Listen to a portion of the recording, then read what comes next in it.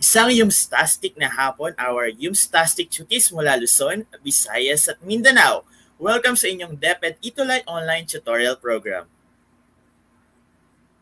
Ito ay handog sa inyo ng Department of Education sa pangunguna ng Educational Technology Unit. Hayaan nyo kami samahan kayo sa isang makabulang pag-aaral sa hapong ito.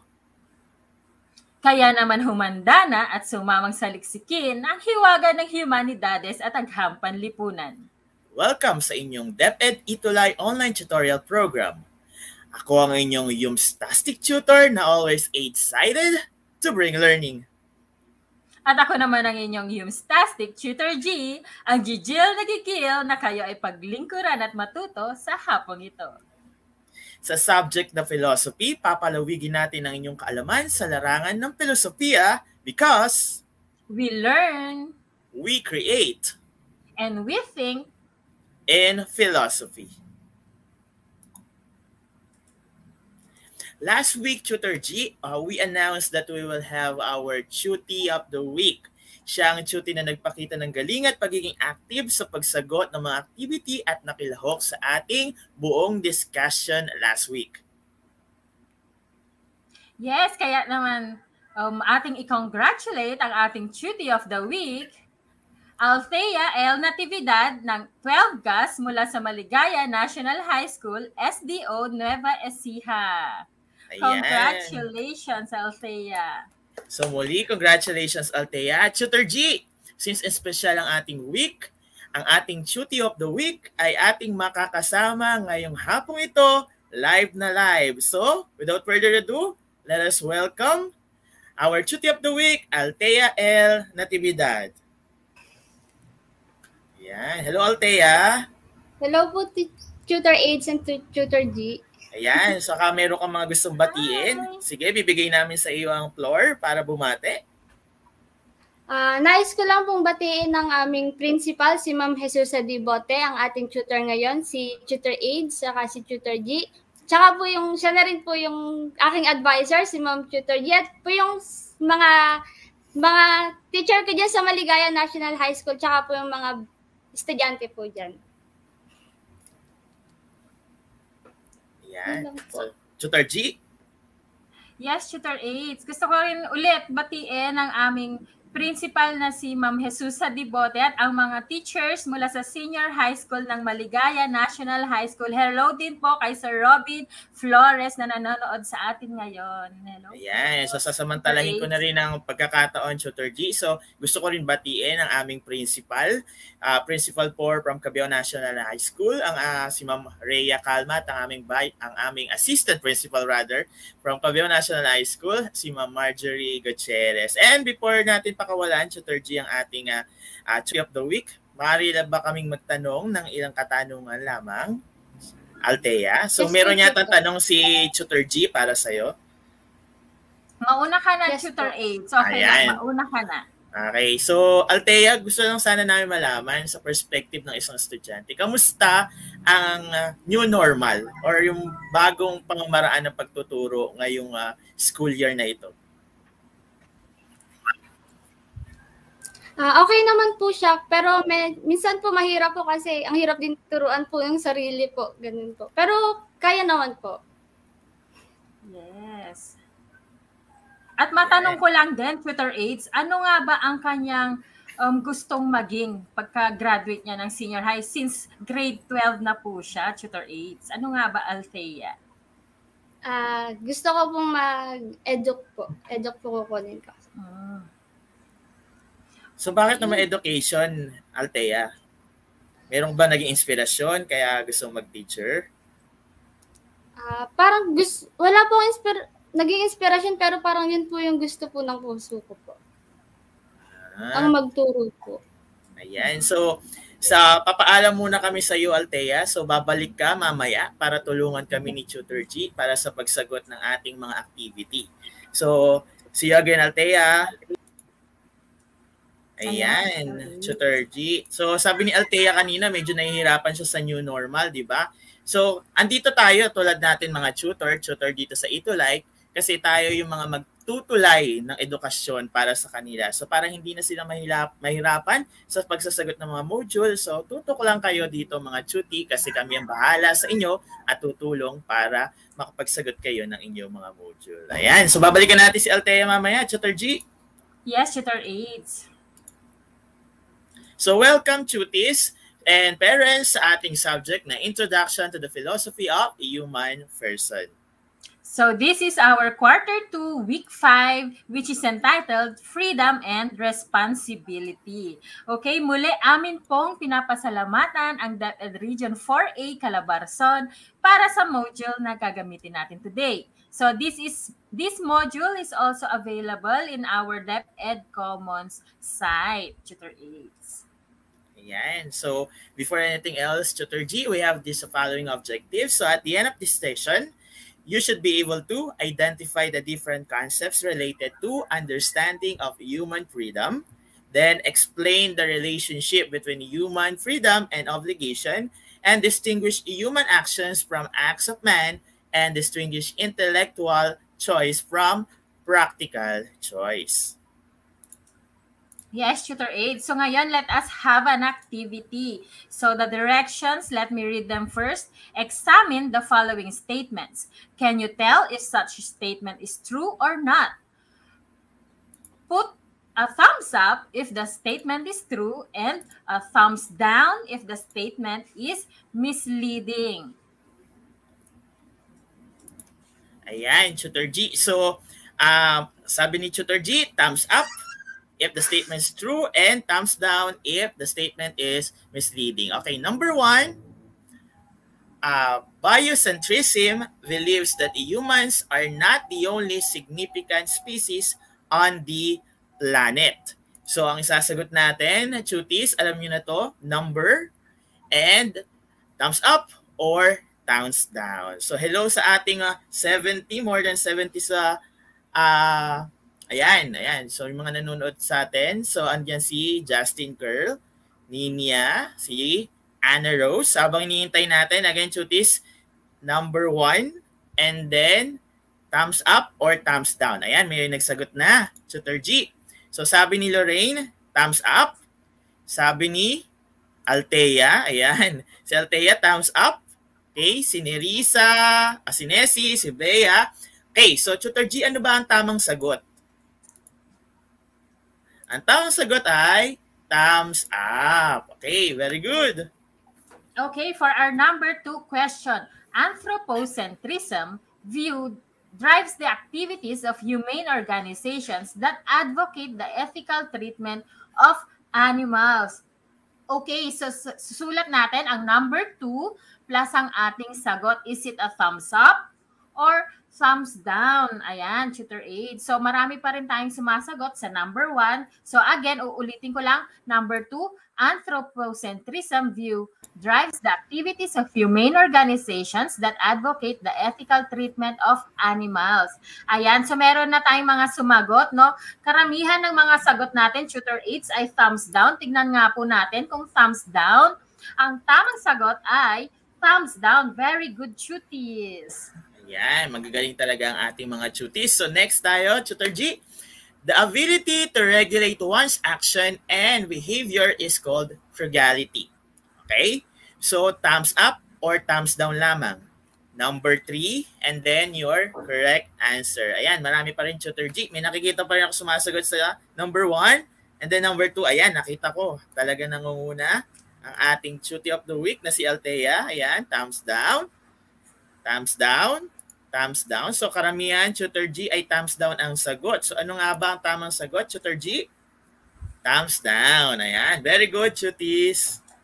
Okay, for number 4, sustainable development is the concept that advocates the wise and efficient use of natural resources. So is it a thumbs up or a thumbs down? So write down number 4 with your answer, which is thumbs up or thumbs down. Ayan, Tutor AIDS. Antayin natin yung mga sagot ng ating mga tuties dahil pinag-iisipan nilang mabuti ang ating question today. Ayan. So nakapagsagot na si Althea ng thumbs up, si Nessie, si Zaylaika, Ayan, puro thumbs up ang aking nakikita, Tutor Aids. Ano nga ba ang tamang sagot?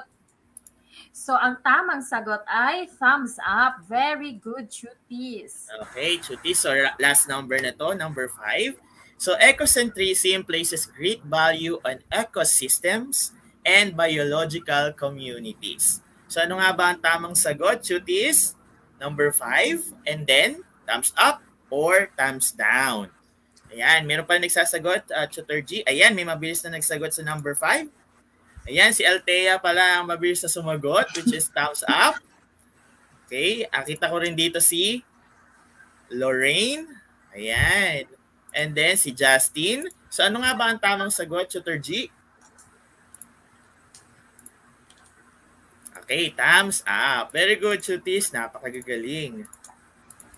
Okay, now let us have another activity, Tutor 8. So, for our activity 2, write the word tama if you think the action is right, and write may kakaiba if the situation is wrong for you. So, provide your reasoning for your classification. So, magsulat kayo ng konting reason bakit tama or may kakaiba sa inyong sagot, Tutor Aids. Ayan, so sabi natin kanina, Tutor G, nababalik ang ating Chuti of the Week. So bago ang lahat, muli natin tatawagin ang ating Chuti of the Week para tulungan tayo sa pagsagot sa ating warm-up exercise.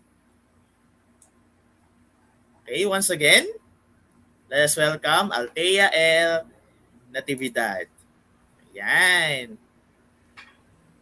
Yan, hello Althea. Hello po, Tutor Aids and Tutor G. So, ang direction natin, Althea, tama kung ang statement natin ay tama at may kakaiba kung ang statement natin ay mali. And then, hihingan ka namin ng mga reasons mo kung bakit yun ang ating sagot. Ayan, para ma-share naman natin sa perspective ng isang Chuti ang mga sagot. Okay, so number 1, Tutor G. So, number 1, Selma continuously supports her friend, Georgia, in flirting someone else's husband. So, Chutis, tama or may kakaiba? I-type natin ang number 1 and then tama or may kakaiba. And then, magbigay tayo ng short reason siguro, Tutor G. Yes, Tutor. Okay, para makita natin yung mga reasonings din ng ating mga Chutis online.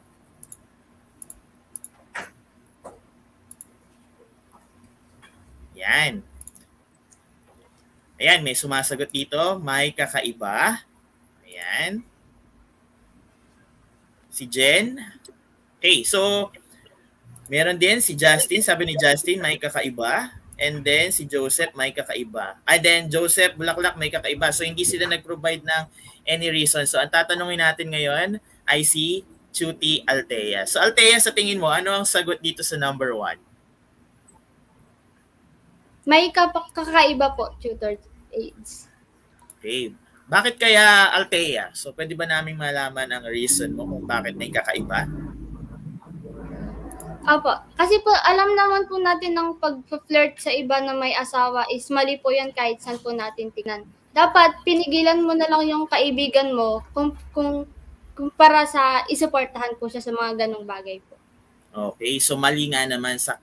kahit sa ang angle mo tingnan, mali nga naman yan, Tutor G. Kasi may husband, tapos yung kaibigan mo is nakikipag-flirt. So, alam nating mali. So, being a friend, so dapat pigilan natin yan. So, thank you, Althea, sa iyong sagot. So, marami rin nagsasagot dito online yung ating mga Chuti. So, number 2, Tutor G. Yes, for number 2. President Duterte orders several government agencies to continue placing dolomite sands in a small portion of Manila Bay during the pandemic. So, ito ba ay tama or may kakaiba? Ayan. So, let's write down our answers in the comment section. Ayan, marami pa rin tayong sumasagot, Tutor 8, sa ating number 1. Basahin lang natin yung kay Leslie Tongohan. Ang kanyang sagot ay may kakaiba dahil po mali po iyon. Si Arian Patrice Cumbe naman, may kakaiba din ang kanyang sagot dahil daw kasalanan iyon. Kasalanan. Tama naman sila, Tutor 8. Ayan. So, antayin natin ang mga sagot ng ating mga cuties?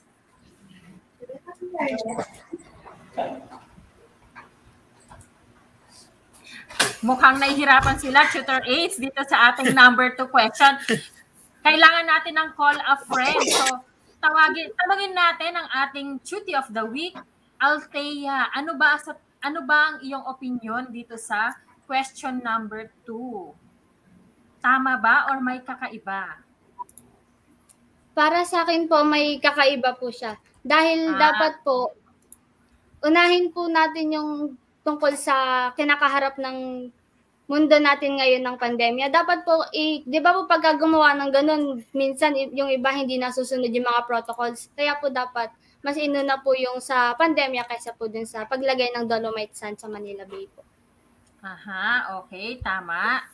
Tama ang iyong opinion. Ayan, basahin natin isang sagot, Tutor Aids. Si Lorraine T. Guzman, ang kanyang sagot ay may kakaiba dahil may mas kailangang unahin ang pondo ng gobyerno kaysa sa paglalagay nga naman po ng Dolomite Sands. Ayan, thank you, cuties. Ayan, marami na pong sumagot. Let's have number 3.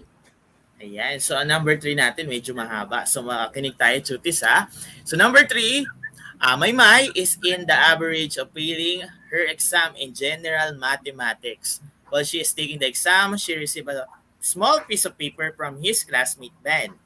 The piece of paper contains all the answers from the last portion of the exam. So kung ikaw si Maymay, tatanggapin mo ba yung piece of paper na ibinigay sa'yo ni Ben? So yun ang tanong. So kung may tama or may kakaiba. So marami pa rin sumasagot dito. Tutor G sa number 2. So basahin lang natin.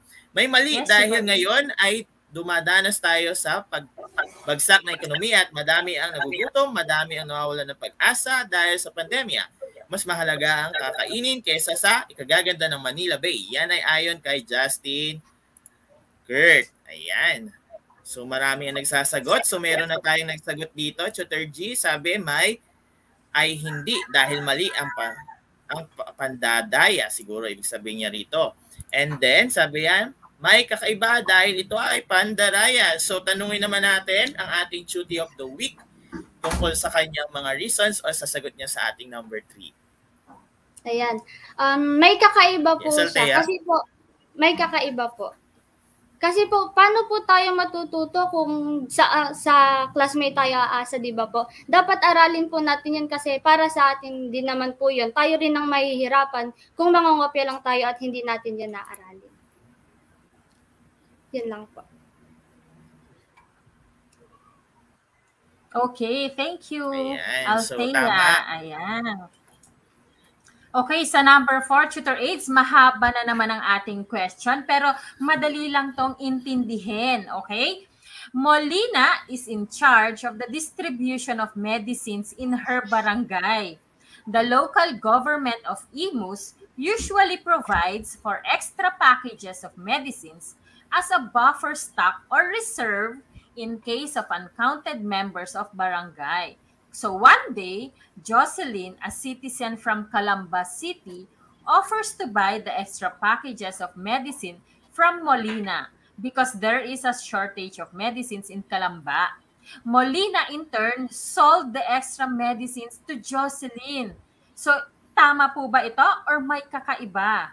Ayan, so intindihin natin mabuti yung mga cuties, okay? Ayan, isusulat natin ang number 4 plus ang ating sagot kung tama ba ito or may kakaiba. Ayan, Tutor Aids, napapaisip ang ating mga cuties. So, balikan lang natin, Tutor Aids, yung mga sagot ng ating mga cuties.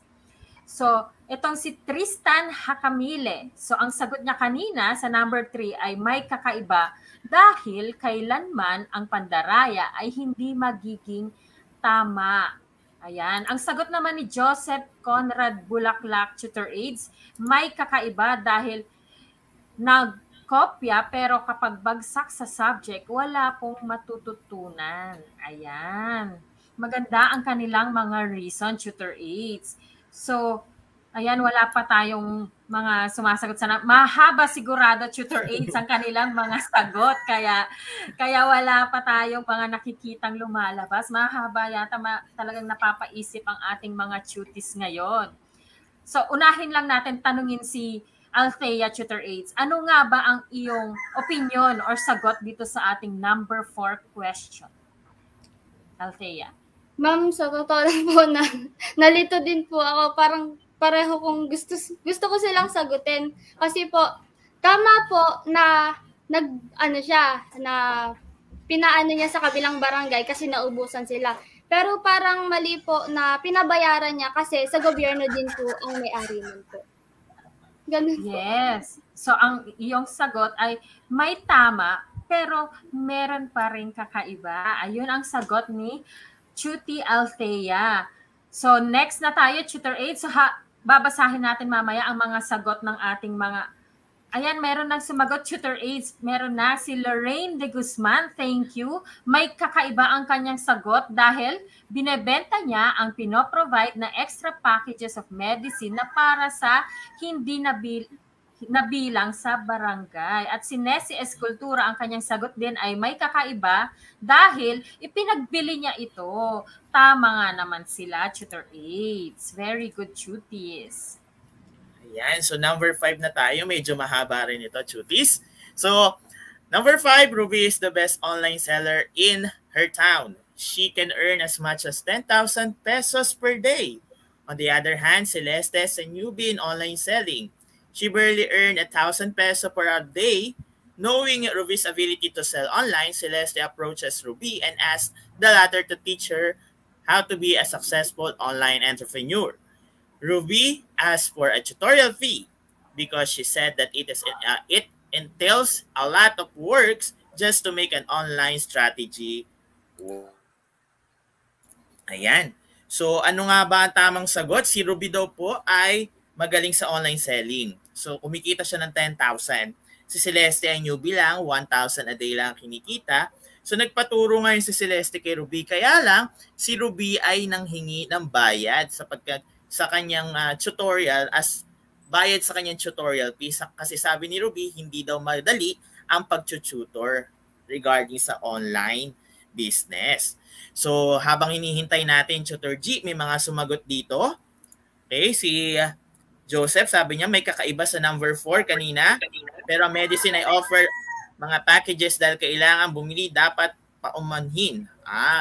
Okay, so meron din dito, according kay Ana Litapang, may mali.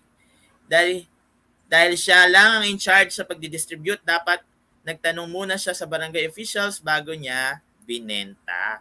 So medyo nalito tayo dun sa tanong na yun, Tutor G, kasi sabi rin ni Chuty Althea, may tama pero may kakaiba. So may sumagot na sa number 5, si Lorraine de Guzman. Ayan, may kakaiba dahil maaari niya namang turuan bilang tulong na lang, subalit nang hingi pa siya ng fee. Ayan. So how about you, Althea? Ano sa tingin mo? May tama or may kakaiba? May kakaiba po, sir. Kasi dapat kung magbibigay po tayo ng tulong, wag na po tayong magpapabayad. Dapat tulungan natin umangat yung kapwa natin, tas tumulong dapat tayo ng bukal sa puso natin po. Ayan, so ang pagtulong pala ng bukal sa puso ay dapat hindi tayo nang hihingi ng kahit na anong kapalit. So, para sa akin, Tutor G, para rin tong number 4 na may tama pero kakaiba.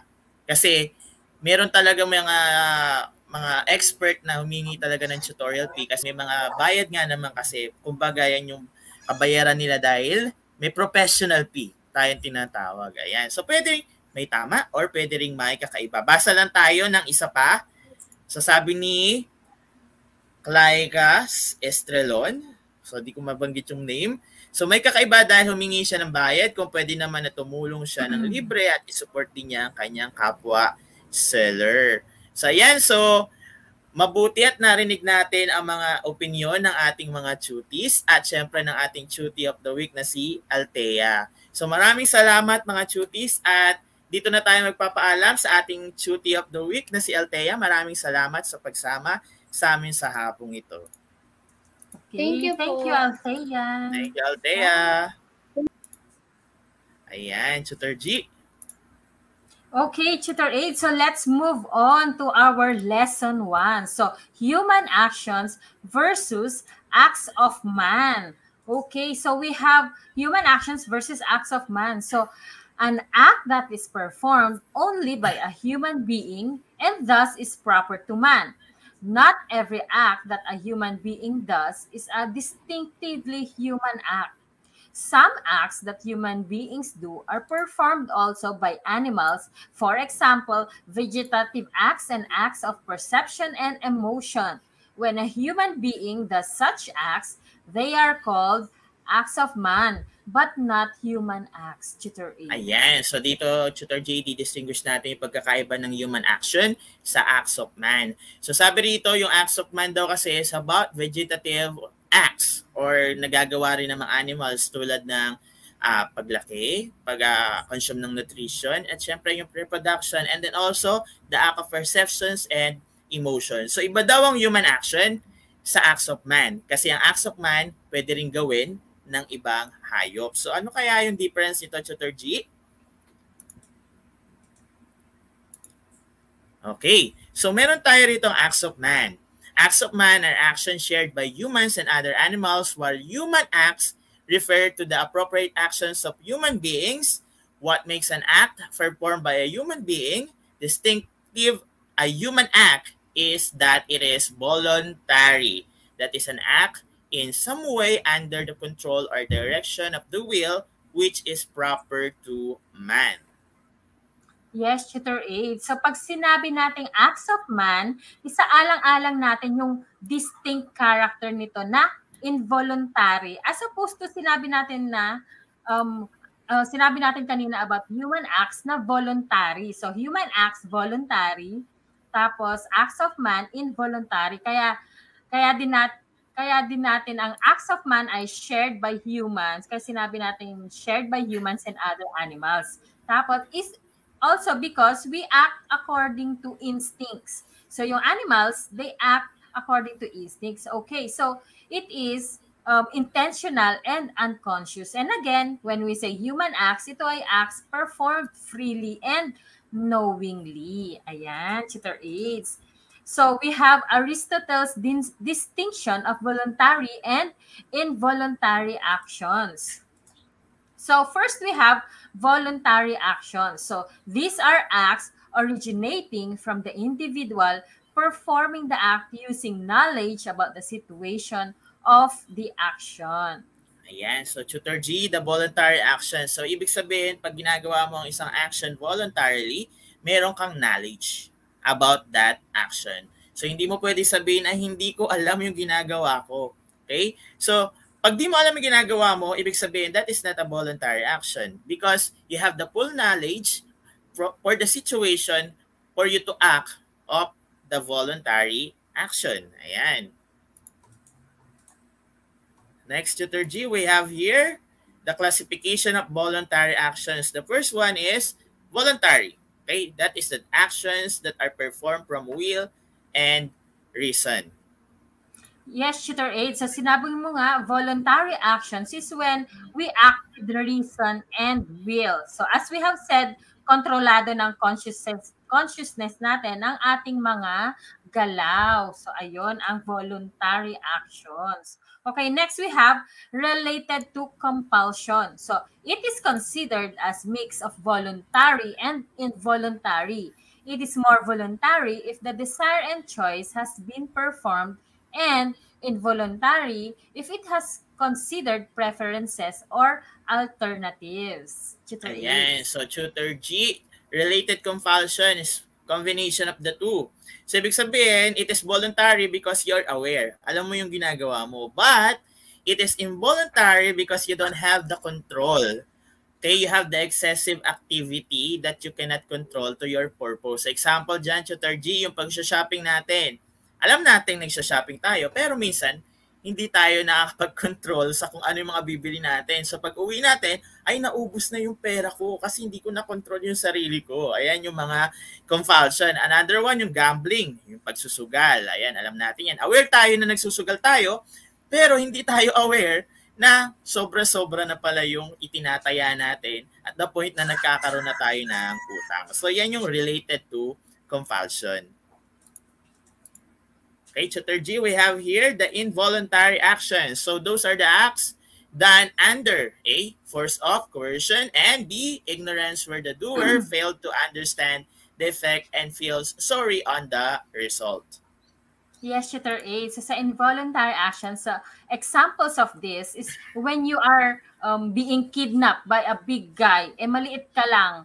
Kaya wala kang choice, kundi syempre sumama kunwari. O di kaya naman ay yung nabangga mo si teacher, syempre face to face, nabangga mo si teacher sa corridor kasi nagmamadali ka tapos nahulog lahat ng hawak niyang libro. So ayun, so ignorance where the doer failed to understand the effects nung kanyang ginawang action na yung pagmamadali sa corridor, Tutor Aids. So next we have the classifications of involuntary actions. So letter A, under compulsion. So circumstances which are beyond the control of the agent and contributes none to the action. Example of this, a person was kidnapped, ayan, hence impossible to resist, Tutor Aids. Ayan, yung meron tayo kasi tinatawag ng mga sitwasyon na hindi talaga natin kontrolado. Kaya nabigla na lang dumadating sa atin na hindi natin inaasahan. So yan yung mga under compulsion. Example na nga ni Tutor G kanina, pag nakidnap ka pa ba, importante pa ba if it's voluntary or involuntary action? Kasi wala ka namang control dun sa pangyayari. So yun yung ibig sabihin natin sa under compulsion. We have no control of the agent or contributes to the none to the action. Ayan, Tutor G. Next, Tutor G, we have here the other classification which is letter B, through ignorance or particular circumstances. Example natin, Tutor G, a man steals and ignorant of the law, shoots an arrow or gun by mistake. Yes, Tutor Aid. So alam naman natin na may kaakibat na parusa kung may ginawa tayong labag sa batas. Ayan. So hindi maaaring sabihin na hindi natin to alam or ignorante tayo sa batas. Ayan. So next we have the lesson 2, human freedom and obligation. So according to John Mothershead, freedom and obligation are two indispensable conditions for morality to occur, Tutor Aids. Ayan. So, Tutor G, according to John Mothershead, hindi pwedeng magkahiwalay ang freedom and obligation. Ibig sabihin, if you have the freedom, you also have the obligation. So, mamaya, i-discuss natin kung ano ibig sabihin ni John Mothershead dito sa kanyang definition of human freedom and obligation. So, ito, Tutor G. So according here, freedom is understood to be present when one is choosing a course of action and he or she is taking full responsibility for consequences of his actions. Importantly, this is anchored to the individual's moral and rational capacity to discern what is right and wrong. Ayun nga, Tutor Aids. So kung may ginawa tayong action, laging nandyan, sabi nyo nga po, Tutor Aids, laging nandyan kaakibat ng freedom or yung kalayaan. So, kaakibat din nito ang kakayahan nating maging rational at moral, kaya't alam dapat natin kung kailan na ang ginagawa natin ay tama or mali. Ayan. So, next is obligation. So, obligation usually follows or arrives from freedom. Freedom can be said to be present if the human person is free in making choices in the realm of morality. That is, in making choices with regards to determining what is the right thing to do in situations and circumstances in his own life. Tutor Aids. Ayan. So, Tutor G, this can be summarized dun sa ating Filipino saying na buntot mo, hila mo. Okay, just taking full responsibility for your action and being obligated to do so. So, freedom. Okay, example, Tutor G, pinili ko maging teacher. That is my free will. Napiliin ko anong course yung gusto ko. Then, you have also the obligation para tapusin mo. Kumbaga, pinili mo yan eh. Okay? Yan yung decision mo. Sabi nga ng mga matatanda, panindigan mo. So, yun yung ibig sabihin ng obligation. Kaya siya parang nakadikit na talaga kay freedom. When you have the freedom to choose, you have also the obligation to take full responsibility of your choices. Yan. Okay, so meron tayo rito, Tutor G, about the intellectual choice versus practical choice. So ano nga ba yung intellectual choice? This is the choice which is deliberately selected based on the moral standpoint. Basically, they are normative answers about what we ought to do from a moral system that we uphold and its moral principle.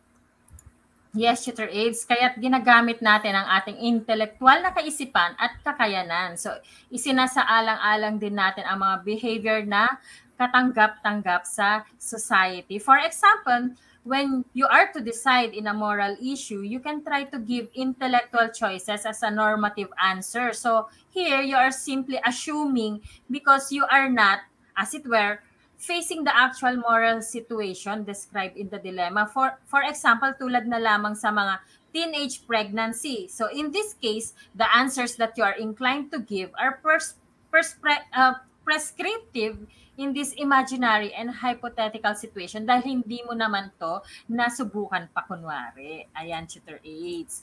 So next, we have practical choice. So a choice which is born out of psychological and emotional considerations. Unlike the previously discussed type of choice, practical choices are made when confronted with the actual situation and usually affected by psychological aspect of the person embroiled in the moral situation or dilemma. Tutor E. Yan. Thank you, Tutor G. So, for instances, psychological and emotional stress and lack of time to deliberate during an moral situation may affect a person's moral decision in the situation. Sabi nga natin, Tutor G, involved na rito ang psychological and emotional consideration. So, pag kasi may involved na yan, may mga bagay talaga na kahit hindi natin intensyon na sabihin or gawin because of your stress, because of your galit, ayan, nasasabi natin. Example, Tutor G, may mga teacher din ng mga ganito, di ba? Kapag galit, may mga bagay silang nasasabi sa kanilang mga estudyante na minsan parang at the end of their classes, ma-realize nila, tama pa ba yung sinabi ko? Nakasakit ba ako ng estudyante ko? Kasi bugso, kumbaga, yun sa tinatawag natin bugso ng damdamin. So sabi dito, wag natin hayaan mangibabaw yung emosyon natin sa mga sinasabi natin or sa mga iniisip or yung pagpili natin ng mga desisyon natin sa buhay. Ayan. So yan yung practical choice. Yes, Tutor Aids. So now we're going to have the assessment, Tutor G. So write the word true if the statement is correct and write the word false if the statement conveys otherwise. So Tutis, true or false lamang tayo. Hihintay natin ang inyong mga sagot.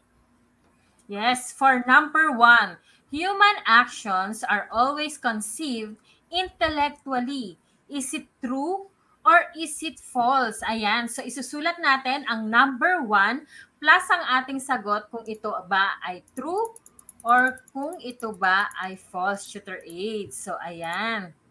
So, gusto lang natin batiin lang natin, Tutor Aids, itong mga tutis natin na online ngayon. Si Renith Calibot. Hello po, watching from Sergio Osmeña, Zamboanga del Norte. Hello sa iyo, Renith. And si Alexander Florante Capada. Hello. Ayan. So, may sumagot na, Tutor Aids. Si Alexander Florante Capada, ang kanyang sagot ay false. Si Althea, si Ax, ayan, marami nang sumagot, Tutor Aids. Sunod-sunod na. Kaya ano nga ba ang tamang sagot? Ang tamang sagot ay false. Ayan. So, number 2 natin, Tutor G. According to Aristotle, acts of man are actions which are deliberately done. Okay, sasagot natin, number 2, and then true or false. Ayan, marami pa rin nagsasagot, Tutor G. Sa number 1, tulad ni Rochelle, ni Jaira, ni Neil Van Ruiz, ni Rosdy, at ni Leslie Tongobon. So, hintayin natin ang sagot nila sa number 2. Ayan, nakakita na ako ng sagot sa number 2. Si Sheena May Alvarez, ay, mali ang aking napindot. Ayan, si Lorraine, sabi niya, true. Si Althea, si Joseph, ayan, true. So ano nga ba ang tamang sagot, Tutor G? Okay, that is false. Ayan. So next tayo, Tutor G. Yes, Tutor Aid. So for number 3, freedom and obligation are two distinct philosophical concepts. Is it true or is it false? Ayan, so write down your answer in the comment section below with the number of your sinasagutan. Ayan, number 3 plus yung sagot nyong true or false. Ayan, may sumagot na tayo, Tutor Aid. So si Leslie Tongohan, ang kanyang sagot ay true. Si Althea, true din ang sagot. Si Tristan, si Jen, si Bea. Yan, puro true ang sagot, Tutor Aid. Ano nga ba ang tamang sagot? Ang tamang sagot ay true. Very good, Tuties. Good. Ayan. So medyo nalito lang sila sa number 2 kanina, Tutor G. Human acts kasi yon. Ayan. So may meron ako mga nakita namang nag-false. Ayan. So number 4, a person is totally responsible for an action even if he acted with an impaired conscience. Ayan. So ano ang tamang sagot? Okay, so meron agad si Althea ang sagot. Sabi ni Althea, that is false. Okay, so yung iba nagsasagot pa rin sa number 3. Okay, hintayin natin. Okay, ayan. So, si Lorraine, si Nessie, and si Ira, ayan. So, ang sagot nila lahat ay false. So, ano nga ba ang tamang sagot, Tutor G? Umuulan ng false? Ayan, false. Okay, tama kayo, Chutis.